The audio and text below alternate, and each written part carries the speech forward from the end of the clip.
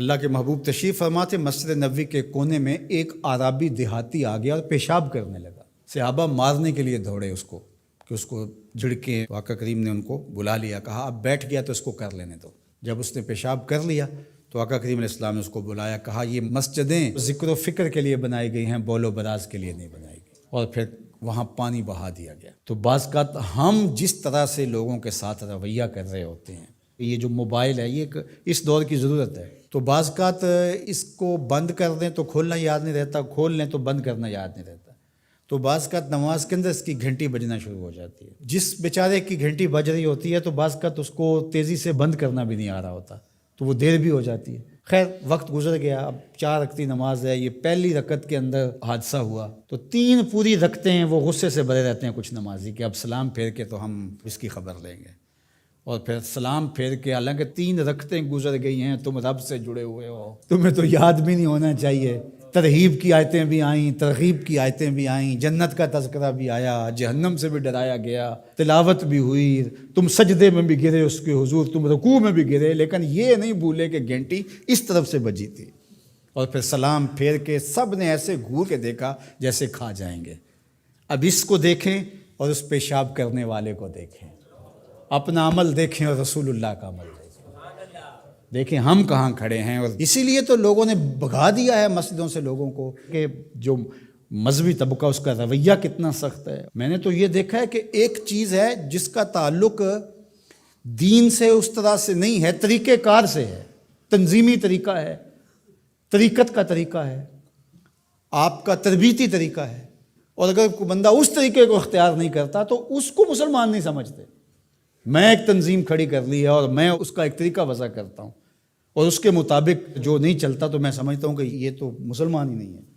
تو کیا ہم نے یہ رویہ اختیار کر لیا اور کیا انداز اختیار کر لیا؟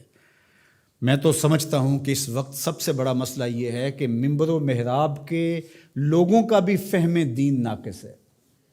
فہم دین ناقص ہے تو پھر کس طرح دین فروغ پائے گا؟ تو یہ ضرورت ہے کہ دین کو سمجھنا۔ تو شیطان کے طریقے ہیں، وہ علماء کو الگ ٹریٹ کرتا ہے، جاہلوں کو الگ ٹریٹ کرتا ہے، متکبر کو الگ ٹریٹ کرتا ہے، منکسر المزاج شخص کو الگ ٹریٹ کرتا ہے، اور ہر ایک کے لیے اس نے الگ الگ چیزیں رکھی ہوئی ہیں، ہر ایک کے لیے الگ پیکج ہے اس کے پاس۔ سخی کے لیے الگ ہے، سخت شخص کے لیے الگ ہے، متکبر کے لیے الگ ہے، مولوی صاحب کے لیے الگ ہے، پیر صاحب کے لیے الگ ہے، کارکن کے لیے الگ ہے، لیڈر کے لیے الگ ہے، حاکموں کے لیے الگ ہے، نمازیوں کے لیے الگ ہے، ہر ایک کے لیے الگ اس کے پاس پیکج ہے، اور اس کے ذریعے سے وہ سب کو لوٹ رہا ہے۔ یہ شیطان کے مکر ہیں، فریب ہیں۔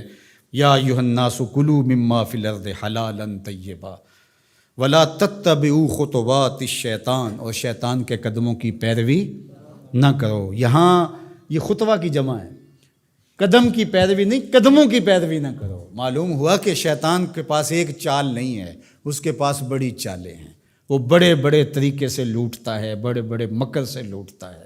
آپ تاریخ پڑھیں، مرتبہ ولایت کے پہنچے ہوئے لوگوں کو اس نے برباد کیا۔ بلعم بن بورا کون تھا؟ مستجاب الدعوات ولی تھا نا، لیکن کہاں لڑک کے چلا گیا۔ اس لیے ہمیشہ اپنا محاسبہ کرتے رہنا چاہیے۔ شیطان ادھر سے بھی حملہ آور ہو سکتا ہے، ادھر سے بھی ہو سکتا ہے، آگے سے بھی ہو سکتا ہے، اور اس نے اللہ کے حضور قسم کھائی تھی وَبِعِزَّتِكَ لَأُغْوِيَنَّهُمْ أَجْمَعِينَ، تیرے سامنے یہ بات قسم کر کے کہہ رہا ہوں کہ میں تیرے بندوں کو تیرے تک نہیں آنے دوں گا۔ ان کے دائیں سے آؤں گا، ان کے بائیں سے آؤں گا، آگے سے آؤں گا، پیچھے سے آؤں گا، چاروں طرف سے حملہ، کدھر بھاگیں گے؟ اللہ اکبر۔ ظالم 2 راستے بھول گیا، اوپر والا اور نیچے والا۔ جب بندہ دعا کے لیے ہاتھ اٹھاتا ہے یا سر سجدے میں رکھ دیتا ہے، شیطان کچھ بھی نہیں کر پاتا۔ تو یہ دائیں سے بھی آ رہا ہے، بائیں سے بھی آ رہا ہے، آگے سے بھی آ رہا ہے، پیچھے سے بھی آ رہا ہے، اور اس نے خود اللہ کے سامنے قسم کی ہے، مجھے تیری عزت کی قسم، ان بندوں کو تیرے تک نہیں آنے دوں گا، چاروں طرفیں گھیر لوں گا۔ تو یہ چومکھی لڑائی ہے شیطان کے ساتھ، کبھی یہ کسی طرح سے آ جاتا ہے، کبھی کسی طرح سے آ جاتا ہے، کبھی کسی طرح سے آ جاتا ہے۔ تو اس کے بڑے مکر و فریب اور بڑے طریقے ہیں، اللہ تعالیٰ اس کے مکر و فریب سے ہمیں محفوظ فرمائے۔